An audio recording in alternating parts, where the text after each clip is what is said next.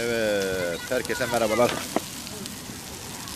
Bir tane taş ocak aldık. Taş mangal ocak. Güzel kuyruk yağıyla şu yağla yağladık. Sonra yakıyoruz. Şimdi etlerimizi pişiriyoruz. Ondan sonra tavsiye eder misin diye soranlara, valla ben ilk defa yapıyorum.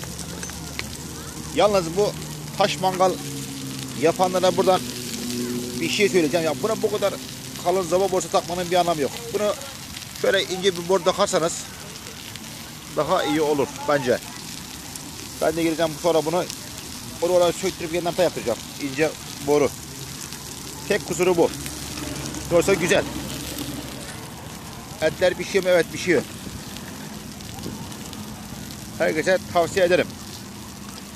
Yalnız mühim olan yarı şu boru önemli.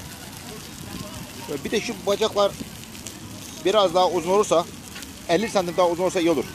Tamam 50 santim olursa. Taş mangal ocak yapanlara önemli bu duyurulur.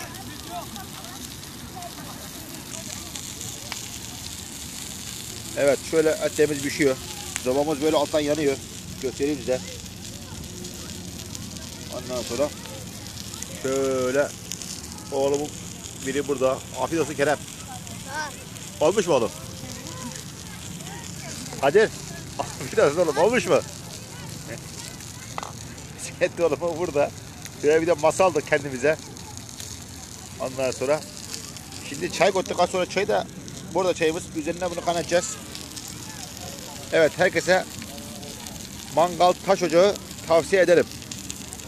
Ama demin tek sorun dediğim gibi boru. Boru çok önemli.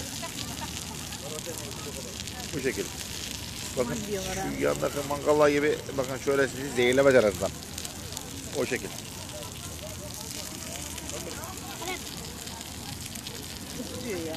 Herkese bu mangal ocak hakikaten tavsiye ederim yani. Şaka maka değil. Ben de ilk defa aldım. Bugün ilk defa yapıyorum. Hoşuma gitti. Herkese kolay gelsin. Videomu beğenmeyi, abone olmayı sizden istirham ediyorum. İyi günler.